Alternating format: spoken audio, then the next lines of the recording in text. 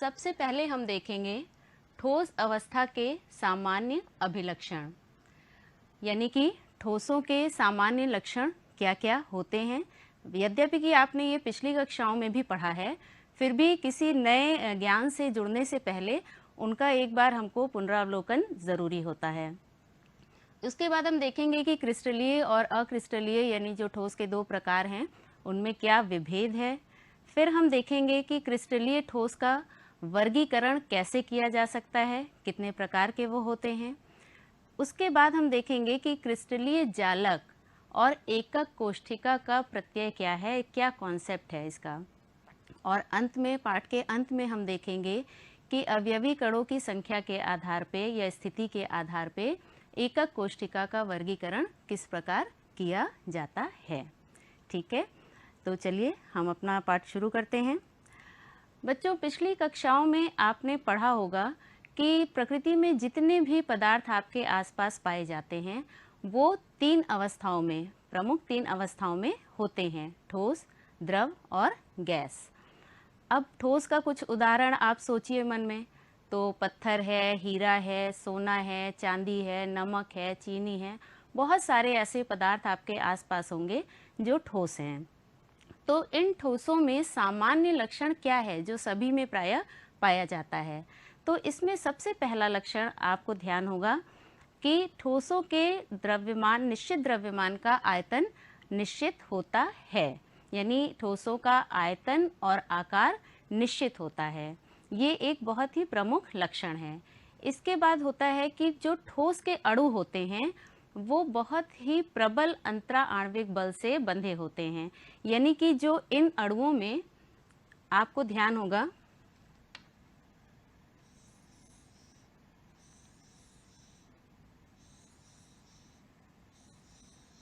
इस प्रकार की संरचना जो है वो ठोस की दिखाई जाती थी आपको छोटी कक्षाओं में, कि अणु जो है वो बहुत पास पास होते हैं। क्यों पास होते हैं? क्योंकि इन अणुओं के मध्य अंतरा आणविक बल जो होता है वो बहुत प्रबल होता है। और यही वजह है कि इनके बंधों की दूरी भी जो है वो बहुत कम होती है, परास उनकी कम होती है। इसके अलावा जो ये ठोस होते हैं ये असंपीड्य अर्थात नॉन कंप्रेसिबल, वो जो मेज जिस पे आप लिखते हैं या वो जो कुर्सी जिस पे आप बैठते हैं, अगर आप उसे दबा के देखिए तो आप उसे बहुत अधिक दबा नहीं सकते हैं। यानी ठोसों का एक गुण ये होता है कि यदि उनको दबाया जाए तो उन्हें दबाया नहीं जा सकता है, असंपीड्यता, नॉन कंप्रेसिबिलिटी उनमें होती है। और ठोस छूने में बहुत कठोर होते हैं। आपने सुना भी होगा कि हीरा जो है वो कठोरतम तत्व है, तो वो कठोर प्रकृति प्रायः इनमें पाई जाती है। इसके अलावा इसके माध्य स्थिति से इनमें लघु विस्थापन होता है। इसका अर्थ क्या हुआ?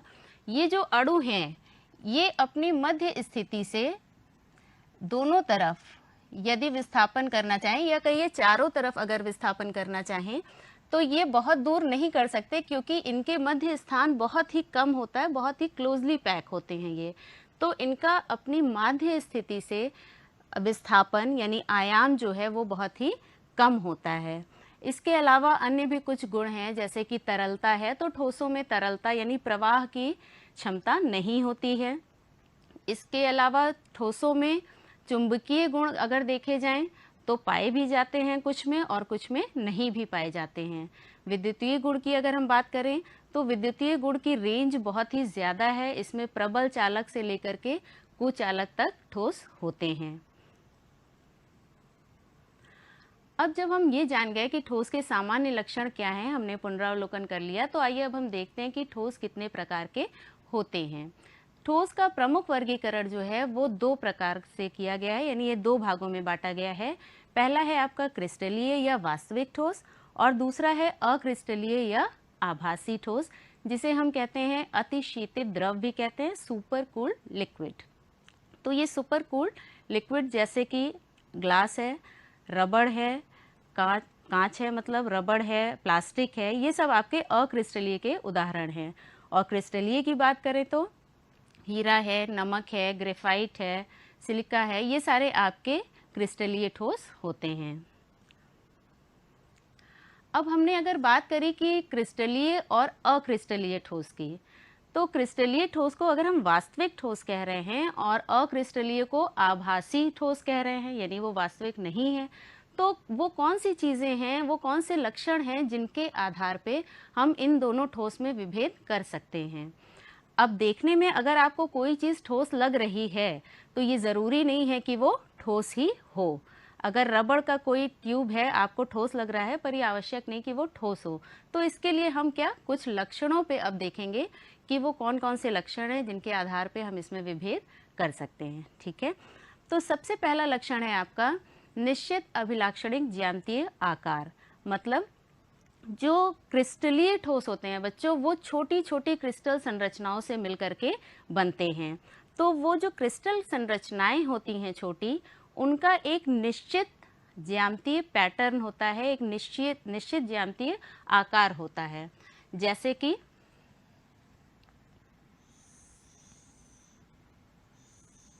अगर कोई ठोस इस प्रकार से, ठोस दो परमाणुओं से मान लीजिए मिलके बना है, दो प्रकार के कणों से, तो अगर उसमें ये पैटर्न पाया जा रहा है, इस प्रकार से कण उसके व्यवस्थित हैं, तो फिर इसी प्रकार से उसके ये निश्चित उनका आकार हर जगह पाया जाएगा।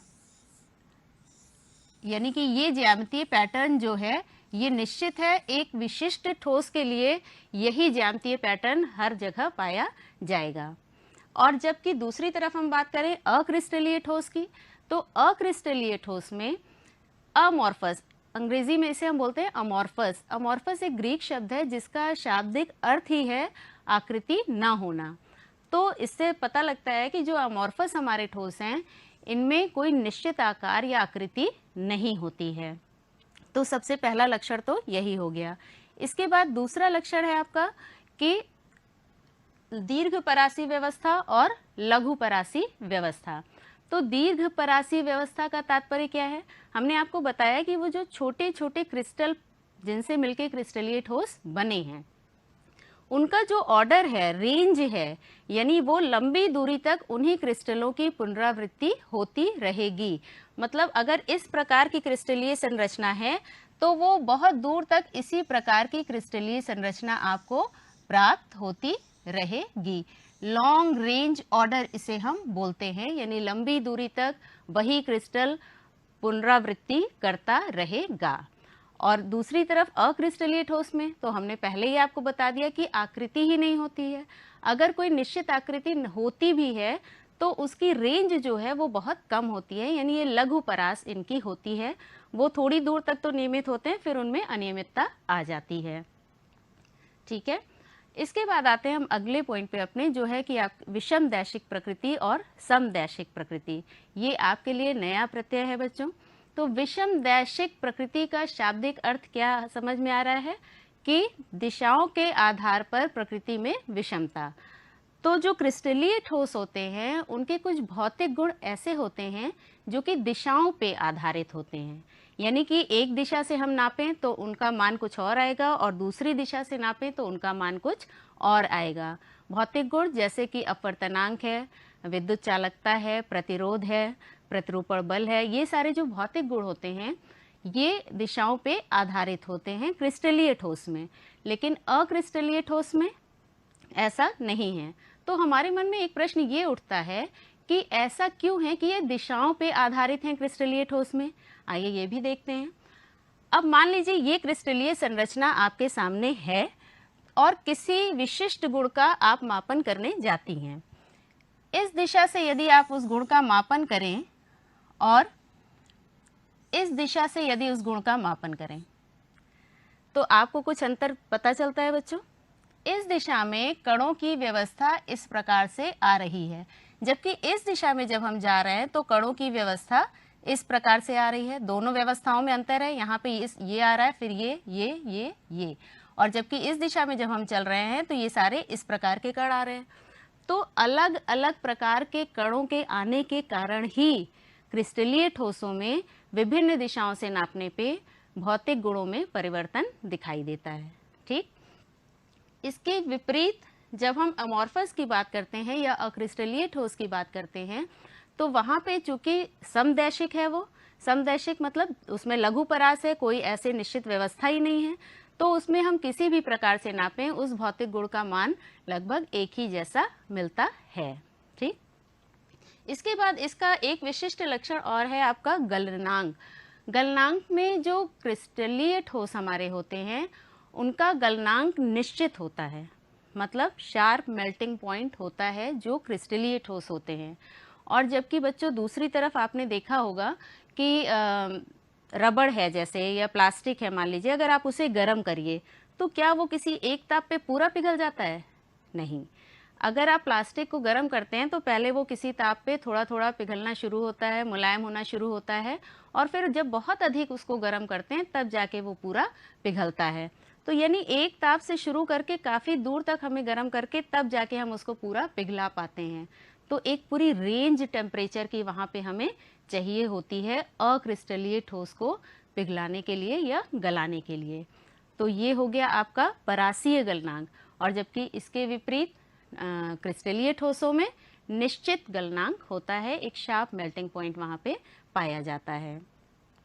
तो यही सब कारण है कि जो ये हमारे क्रिस्टलीय ठोस हैं इन्हें ही हम कहते हैं वास्तविक ठोस, और जो अक्रिस्टलीय ठोस हैं इन्हें हम कहते हैं आभासीय ठोस।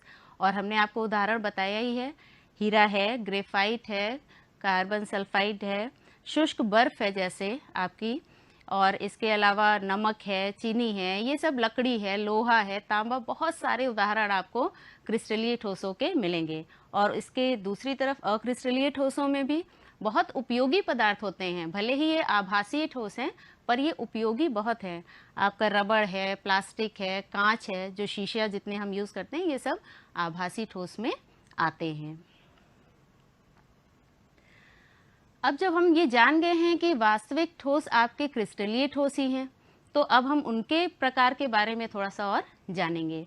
तो आबंधों के आधार पे जो क्रिस्टलीय ठोस हैं वो कितने प्रकार के हैं? 4 प्रकार के हैं। 4 प्रकार के कौन कौन से? आणविक, आयनिक, धात्विक और सहसंयोजक ठोस। तो आणविक ठोस हम सबसे पहले बात कर लें। तो जितने भी प्रकार के ये ठोस पढ़ेंगे हम इनमें, सबसे पहले हम देखें कि इनके अवयवी कण क्या हैं, यानी किस प्रकार के कणों से मिलके ये बना है। तो अगर हम आणविक ठोस की बात करें तो आणविक ठोस जो है वो 3 प्रकार से पुनः विभाजित होता है, ध्रुवीय, अध्रुवीय और हाइड्रोजन आबंधित अणु। इसका मतलब क्या हुआ? सबसे पहले हम लेते हैं अध्रुवीय। बच्चों आप जानते हैं अध्रुवीय का अर्थ होता है इस प्रकार से बंध बने कि जो 2 परमाणु हैं उनकी विद्युत ऋणात्मकता में बहुत अंतर ना हो, तो क्या होता है? कोई भी पोलैरिटी विकसित नहीं होती, डेवलप नहीं होती है। तो अगर हाइड्रोजन और हाइड्रोजन है या आयोडीन है, इस प्रकार से ये बंध बन रहे हैं, तो चूंकि दोनों की विद्युत ऋणात्मकता समान है तो ये बंध आपके कैसे होंगे? अध्रुवीय बंध कहलाएंगे।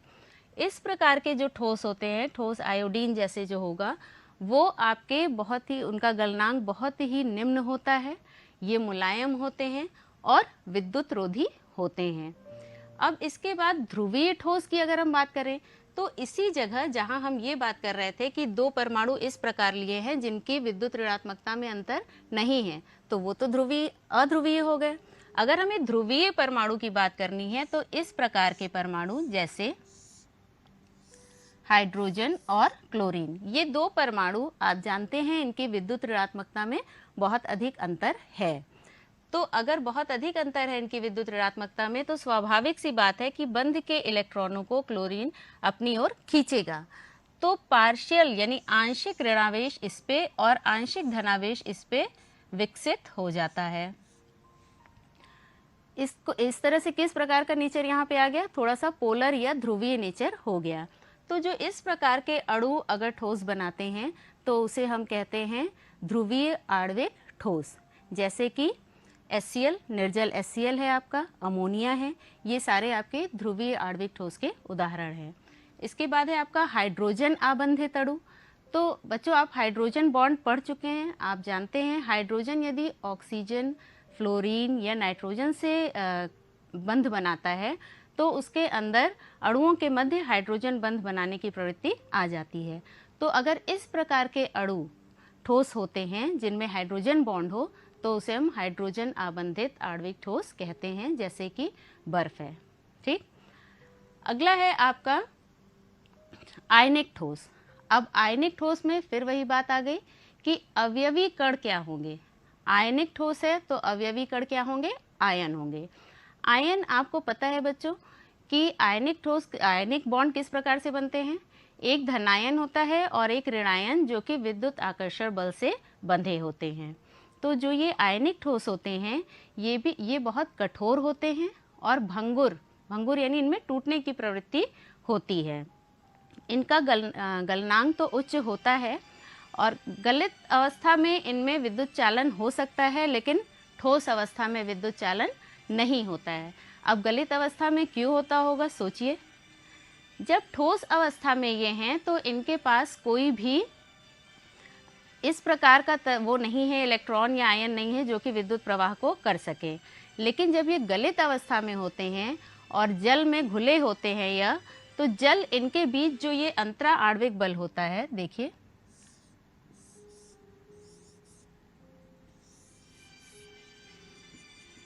इस प्रकार से जो ये बल इनके मध्य होता है, जल के अणु इसको तोड़ देते हैं। तो यदि जल के अणु इसको तोड़ देते हैं तो हमें क्या मिलता है,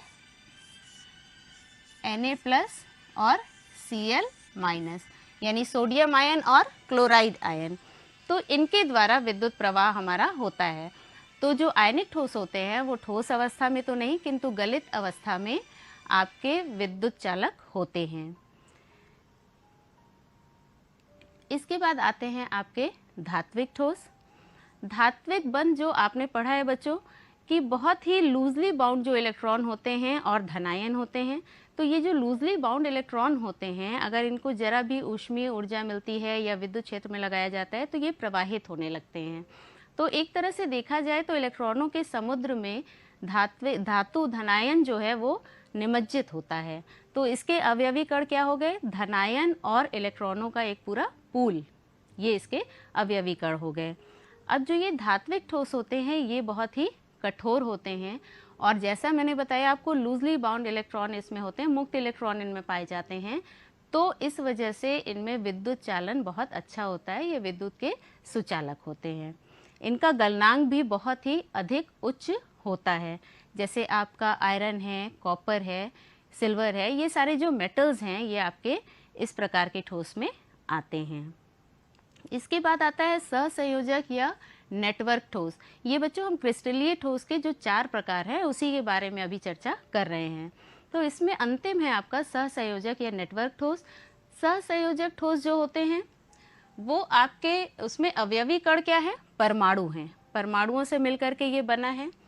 ये कठोर होते हैं और विद्युत रोधी होते हैं।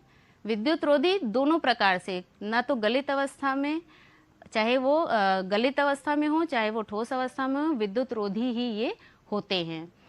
और इनका गलनांक अत्यधिक उच्च होता है। जैसे हीरा है या क्वार्ट्ज है, आपका ग्रेफाइट है, ये सब इस श्रेणी के यानी सहसंयोजक श्रेणी के ठोस होते हैं।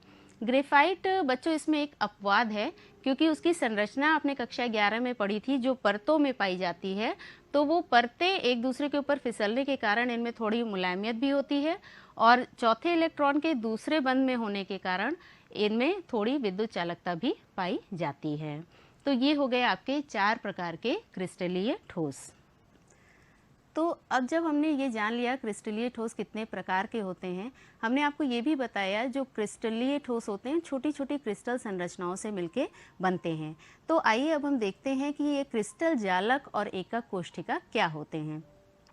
बच्चों अगर आप कल्पना करें कि जो अवयवी कण जिनकी हम बात कर रहे हैं, जो कि परमाणु, अणु या धनायन या आयन हो सकते हैं, उनको अगर हम बिंदु के रूप में व्यवस्थित करें, हमने आपको ये भी बताया कि निश्चित ज्यामितीय आकार होता है, तो अगर बिंदुओं के रूप में व्यवस्थित करें 3 डायमेंशन में, क्योंकि ज़्यादा सभी ठोस जो है वो 3 डायमेंशन है, तो जो एक काल्पनिक ढांचा हमें मिलता है वही आपका क्रिस्टल जालक कहलाता है। देखिए ये कुछ इस प्रकार से दिखाई देता है।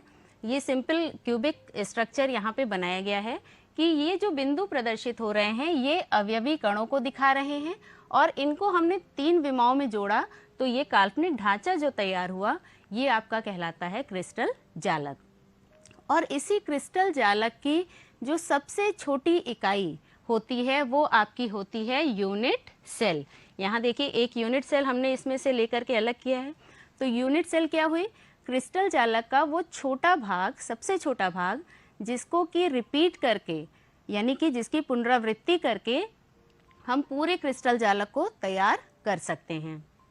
इस यूनिट सेल को परिभाषित करने के लिए हमें 6 विमाओं की आवश्यकता होती है। वो 6 विमा कौन सी होंगी? जब हम बात कर रहे हैं 3 डायमेंशनल स्ट्रक्चर या 3 विमीय संरचनाओं की, तो वो पहले होगी आपकी ए, बी और सी, यानी 3 अक्षीय दूरियां। ये आपको दिख रहा है, एक्स एक्सिस, वाई एक्सिस और जेड एक्सिस के अलोंग 3 अक्षीय दूरियां ए, बी, सी।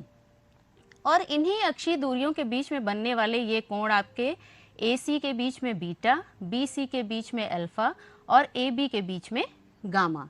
ठीक, तो ये 6 पैरामीटर्स हैं जिनके द्वारा हम अपनी यूनिट सेल को परिभाषित करते हैं। हमने बच्चों आपको बताया कि अवयवी कण जिस प्रकार से उनकी व्यवस्था हो, ठीक है, तो वो जो व्यवस्था है यूनिट सेल में अवयवी कणों की व्यवस्था के आधार पे, यानी वो कहाँ पे पोजीशन है उनकी, इसके आधार पे यूनिट सेल जो है उसका हम वर्गीकरण करते हैं। और ये वर्गीकरण प्रमुख रूप से 2 भागों में होता है। पहली सेल होती है आपकी सिंपल यूनिट सेल, यानी सामान्य आद्य कोशिका जिसे हम बोलते हैं, आद्य एकक कोशिका। और दूसरी होगी आपकी केंद्रित एकक कोशिका, यानी सेंटर्ड यूनिट सेल। तो सिंपल यूनिट सेल की अगर हम बात करें तो ये सिंपल यूनिट सेल को बच्चों आप पासे से या कमरे से आप समझ सकते हैं। उसका उदाहरण ले लीजिए। तो यूनिट सेल क्या है? जैसे कमरे में 4 दीवारें हैं, एक छत है और एक ज़मीन है, उसी प्रकार से सेल में भी हमारे 6 फलक हैं, 3 अक्षीय विमाएं हैं, 3 कोण हैं।